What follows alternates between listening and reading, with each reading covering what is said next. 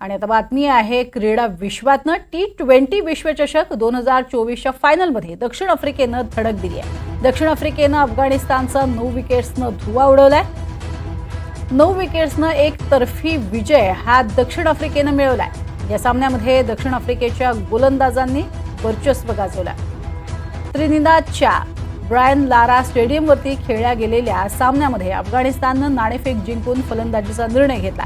प्रथम फलंदाजी करण्यासाठी आलेल्या अफगाणिस्तानचा संघ 11.5 षटकातच केवळ 56 धावांवरती सर्वबाद झाला आणि या काळात मार्को यानेसनं आणि तबरेज शमी यांनी संघाकडून सर्वाधिक प्रत्येकी 3 विकेट्स घेतल्या। त्यानंतर लक्ष्याचा पाठलाग करताना आफ्रिकेनं 8.5 षटकात एक गडी गमावत 60 डावा करून सहजी विजय मिळवलाय।